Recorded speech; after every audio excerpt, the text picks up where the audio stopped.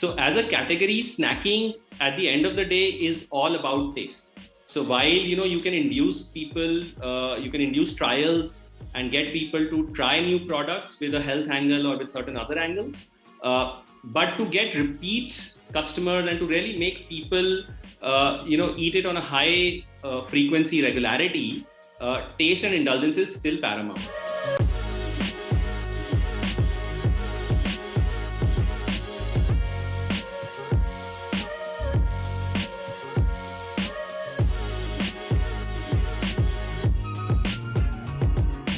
Hey folks, welcome to first Cheque Portfolio Shots.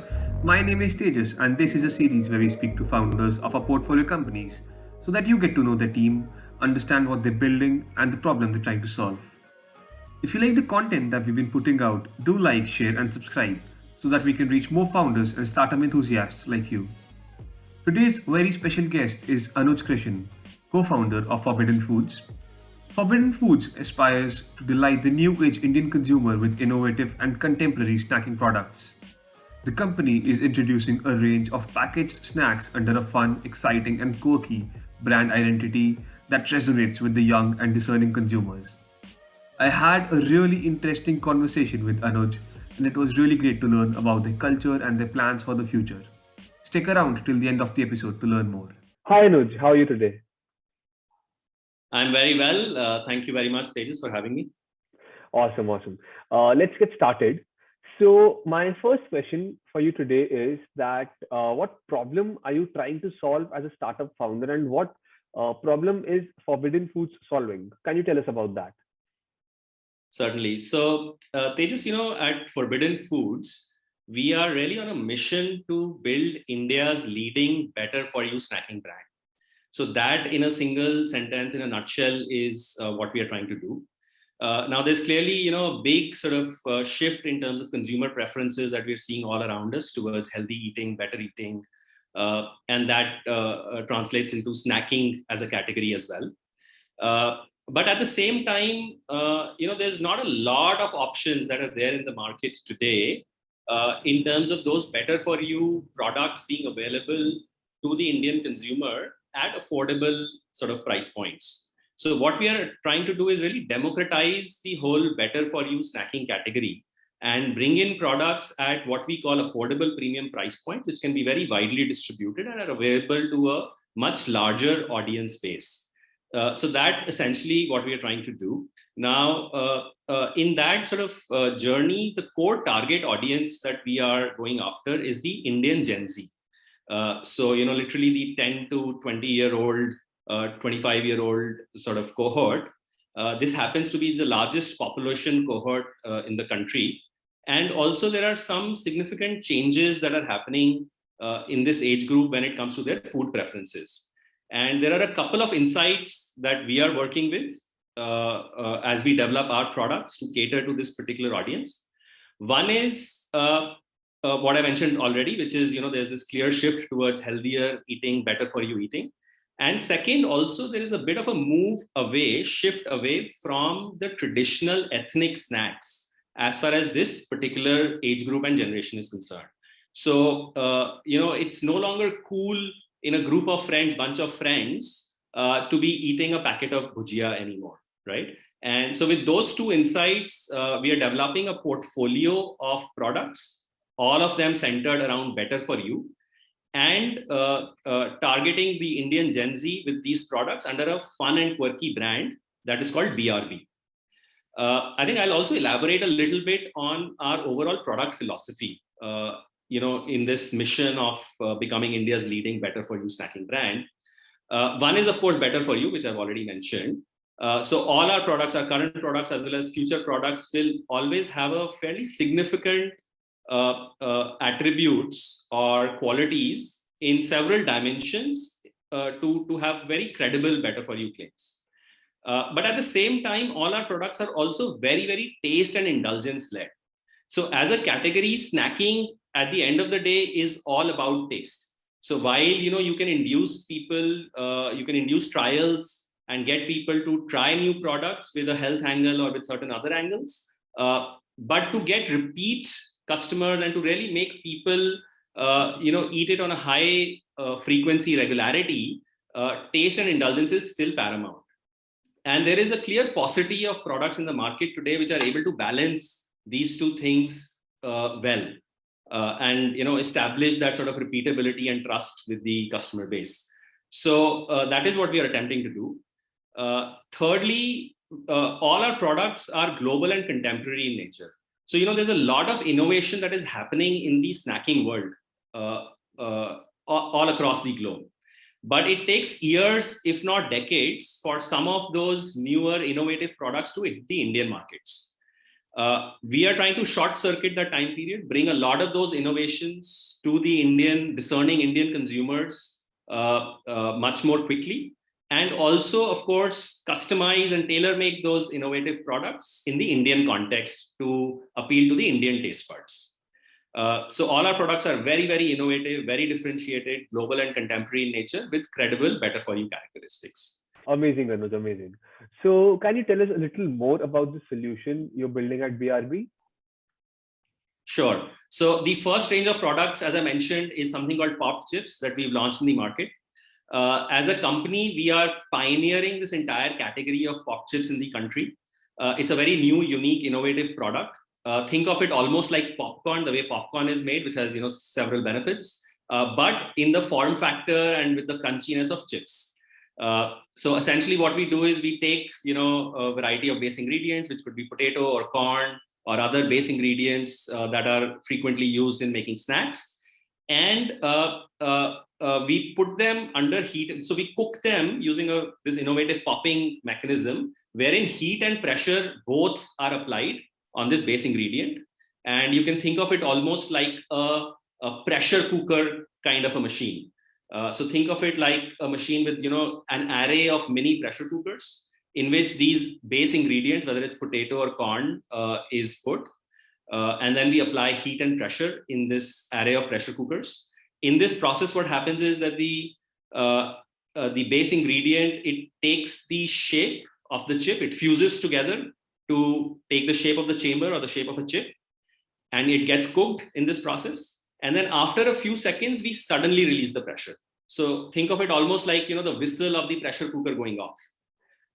And as a result of this release of pressure, what happens is that the chip inside expands in volume. So it becomes very light and airy and crunchy. And that essentially what popping is all about. And you will notice that in this entire process so far, we've not used any oil. So this entire popping has happened without the use of any oil whatsoever. After the chips have been made, we sprinkle them, or you can think of it almost like a garnishing. We garnish them with a little bit of rice bran oil, and we add the flavors, various different flavors to the product on top of it. So as a result, the product is neither baked nor fried, but what we call popped. And it turns out to be very, very crunchy, very light, very airy, and very flavorful. So, from a consumer experience perspective, it's a very unique product with a unique taste and texture, and also significant better for you characteristics because the oil content is significantly lower. So in our popped potato chips, for example, there is 60% less oil compared to regular fried chips. So, we are not talking about a reduction, little bit of reduction here or there, but a step function reduction in the oil content of the order of 60%, which also means that, it's lower calories, and even the little bit of oil that is being used is very high quality, heart healthy rice bran oil with, zero cholesterol, no trans fat, and so on and so forth. Amazing, Anuj, amazing, simply amazing. So can you tell us about the progress you've had till now? So, first and foremost, we are seeing a lot of consumer love on the products. So we're getting a lot of positive feedback from across the country from people of all age groups, and the products are an absolute hit. And, that's really a lot of fuel and motivation for us to continue on our journey and really try and bring these products to a wider audience, to keep expanding our distribution and also introduce new products and new product ranges in the future. So there's a lot of positive feedback and overwhelmingly positive response. In terms of our distribution today, we are present in about 2,000 retail stores across 10 cities. So, there's a fairly wide distribution footprint that we've been able to establish in the last couple of years. And this is growing rapidly as we speak. The ambition is that over the next 2 years, we want to be able to hit about 20,000 retail stores across the country. In addition to the retail channel, of course, we are tapping into all the e-commerce and D2C channels as well. So it's a very, very omni-channel distribution approach that we are following at Forbidden Foods. We are listed on all the major e-commerce platforms, all the quick commerce and grocery delivery platforms. We have our own D2C website as well, where people can order directly on our site from across the country. And so with all of this in place, we are growing at about 25% month on month, very, very strong compounded monthly growth that we've seen. And we've grown about 4x in calendar year 21 over the previous year. So very, very rapid growth, both in terms of distribution and in terms of top line. And with this sort of distribution infrastructure in place, now we will be launching newer products going forward to add to our first range of BRB Pop potato chips. In fact, our second range of products, which is something even more unique, we feel, and something even more innovative, which we are calling the BRB Popcorn chips, have been launched very, very recently. And again, there's very positive consumer feedback on that product as well. I think, Anuj, I'll be trying all these chips. They sound really, really delicious. You must, and please do try and do share your feedback. Definitely. Moving on to the next question, I want to know how you met your co-founders and what is your company culture like? Sure. No, I think that's a very important question, I must say, especially as a young startup where attracting talent and the right kind of talent is, of course, very, very critical to be able to really grow quickly and rapidly. So there are 3 co-founders on the team. To answer your first question, myself, I met my second co-founder, whose name is Abhishek Agarwal, in college. So we go a long way back. We were together at IIT Bombay. But of course, after college, we took our completely separate paths. Abhishek was working with this major oil and gas services company called Schlumberger for over 15 years in various different parts of the world. So, in Nigeria, Saudi Arabia, all sorts of God-forsaken places where oil is drilled.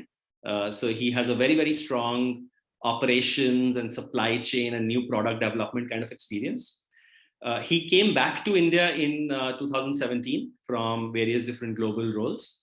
And that's when we met again and we started talking again. I had just moved on from my previous entrepreneurial journey, which was with Bira 91, which is the leading craft beer brand in India. And I was brainstorming and thinking about my next venture. And that's when our paths crossed again. And the entrepreneurial bug bit Abhishek as well. And we decided to team up and do something together in the healthy packaged snacking space. The third co-founder on the team is Tanmoy Mukherjee. And Tanmoy and myself, we were together as part of the founding team at Bira 91. So he was also one of the co-founders at Bira. And both of us moved on at roughly the same time. And so we've known each other again for a very long time. And been part of this really thrilling entrepreneurial journey at Bira in the consumer space. So that's how the 3 of us sort of came together. The paths crossed once again, and we decided to embark on this journey of building a leading healthy snacking brand. Now, in terms of company culture, I think 2 or 3 very, very key things that we try and take care of and really propagate is first openness and transparency. So, our nature of business is maybe slightly different from many of the other startups that you might have interviewed, right? So maybe, there's a bit of a tech bias perhaps, or a services or an IT bias in the overall startup landscape. Whereas we are a lot more, retail, brick and mortar, consumer product, a CPG kind of a venture. And therefore, some of the attributes and parameters that are more important to us might be slightly different from those other ventures. And therefore, that the openness and transparency becomes very, very important, because we are hiring not software developers. We are hiring a large team of on the ground sales force, for example, and it's very, very important to be able to motivate them and cultivate that kind of a team and really take them along with your mission and vision on a journey together. And for that, it is very, very important to be able to communicate with them very openly, very transparently, make sure everybody is aware of what the company milestones and various different goals, etc. are. And so that is one thing that we've been trying to inculcate right from the beginning. The second thing that I would say is meritocracy, right?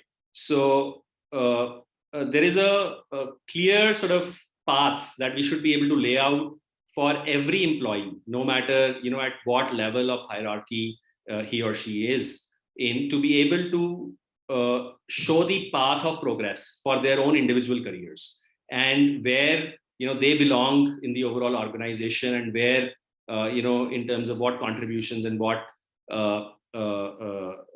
performance leads them to a certain path of growth, and which again has to be very, very clear, transparent, open, and openly shared with the entire team, so that meritocracy is clearly seen and understood and experienced by the entire organization at all levels. So I think those are two things that I would say are most important for us as we are building the team at Forbidden Foods. That's great, Anuj. That's great. So my last question for you is this question I usually ask to all the founders, and basically every startup founder has this real moment in their lives when they just stand there staring into space, and they feel that they're building something very, very cool. So I'm sure you had that moment, right? So can you tell me about that moment? Sure. So I would say that we tend to have that moment literally every day. And as you can imagine, startup life, it's a roller coaster, right? So there is really high amplitudes of high and high amplitudes of low on a daily basis. And the sort of really motivating moments for us are when we get some really nice consumer feedback.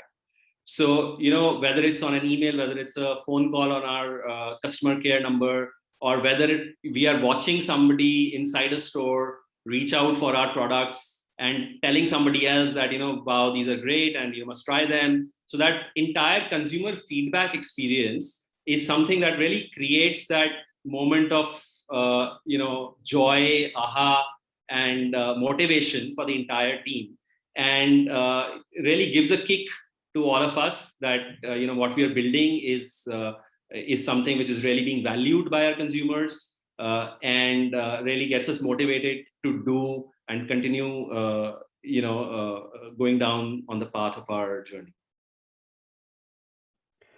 That's great, Anuj. Awesome. So it was really, really nice talking to you today, Anuj, and I had a great time. It was super insightful as well, and I look forward to staying in touch with you in the future as well. Thank you so much, Tejas. It was lovely talking to you as well. Thank you.